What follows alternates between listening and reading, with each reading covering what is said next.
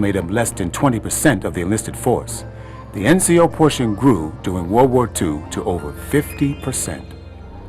Today, NCOs make up about 80% of the enlisted force.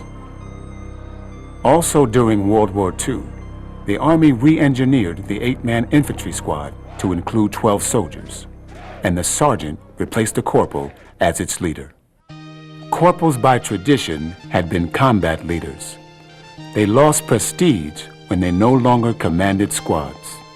Today, there are relatively few corporals in the Army. The Army created the Women's Army Corps in 1943. WAC NCOs performed such diverse duties as motor pool mechanics and drivers, as well as clerks and radio and telephone operators. Ever since, female NCOs have been an important and productive element of the NCO Corps. Throughout World War II, NCOs continued to distinguish themselves. On D-Day, Staff Sergeant Harrison Summers led an assault against German coastal fortifications. When his 12-man squad encountered heavy fire, he advanced alone to the enemy position, kicked the door open, and killed all the enemy soldiers inside. In the post-World War II era, the Army dropped technical ratings as it placed emphasis on service-wide standards for NCO selection and training.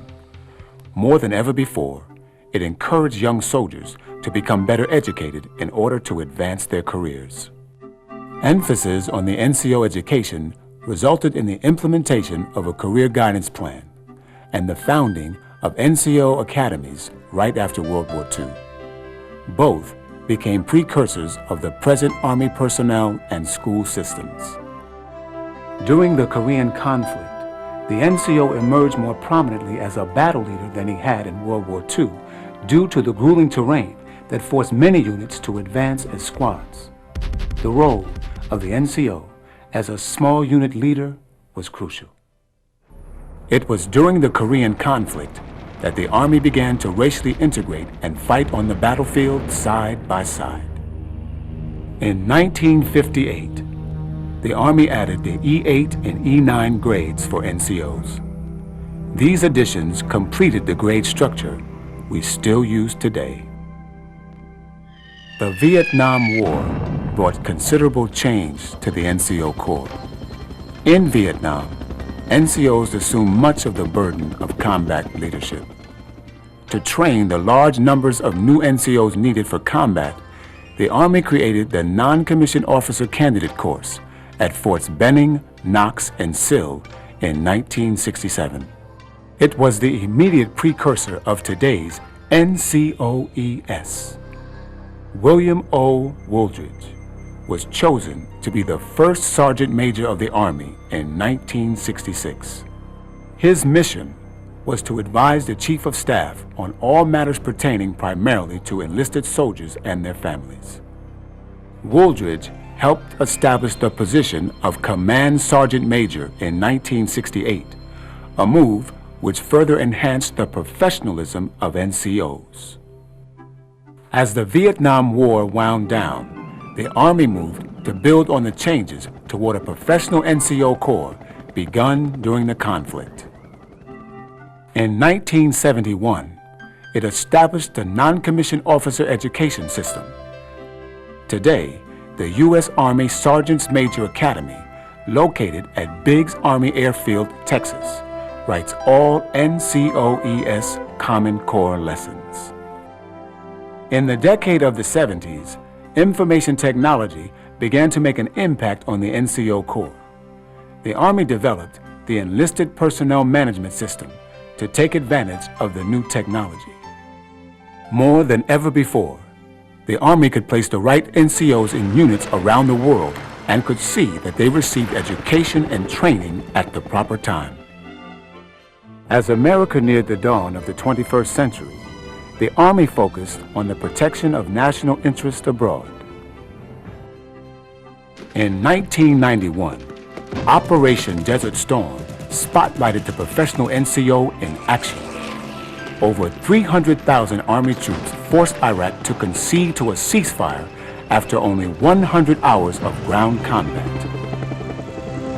After-action reports from Somalia and Kosovo celebrated the professionalism, bravery, and selfless service of non-commissioned officers. Sergeant First Class Randall Shugart and Master Sergeant Gary Gordon, each equipped with only a sniper rifle and a pistol, endured intense small arms fire from the enemy in Mogadishu and fought their way to a dense maze of shanties to reach a critically injured helicopter crew that had crashed.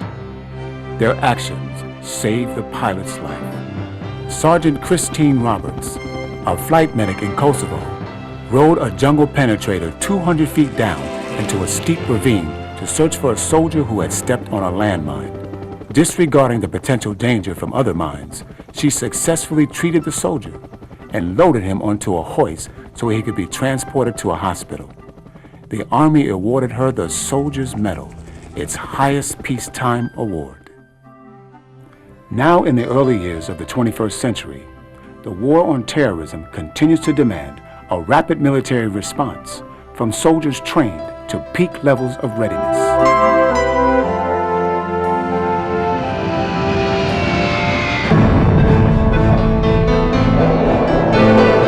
September 11th, 2001, changed the world forever.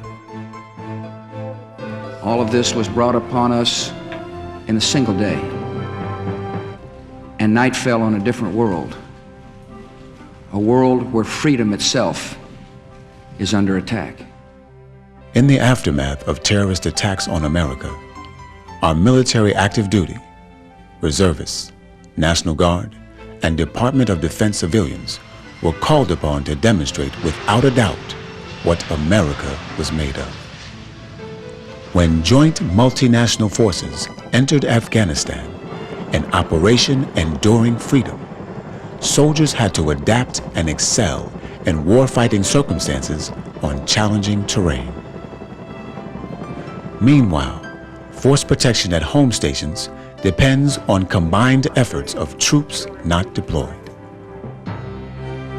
During Operation Iraqi Freedom, coalition forces brought the oppressive regime of Saddam Hussein to an end and began the process of rebuilding this long-suffering country with a flag of freedom. Warfighting in Baghdad and other centers of population proved the importance of our training and expertise when conducting military operations on urban terrain. As the future force evolves, soldiers of the future will have the means to make the most of real-time information. Rapid response warfighting vehicles and uniforms with built-in communication, data retrieval, and navigation systems will give soldiers capabilities that commanders of the past only envisioned.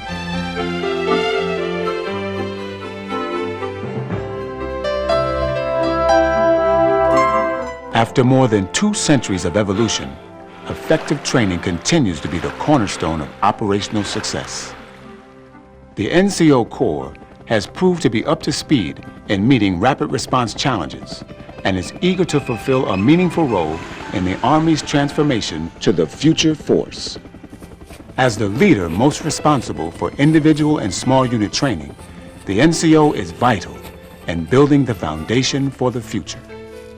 The professionalism of the Corps today is largely due to its ability to manage the force with the interchangeability of positions, the establishment of the non-commissioned officers education system to foster common standards, and the creation of the position of the Sergeant Major of the Army, who is the spokesman both up and down for the Army's NCO Corps. In every organization, pride is born from individual achievement and knowledge of the organization's rich history. The history of the Non-Commissioned Officer Corps gives us great reason to be proud.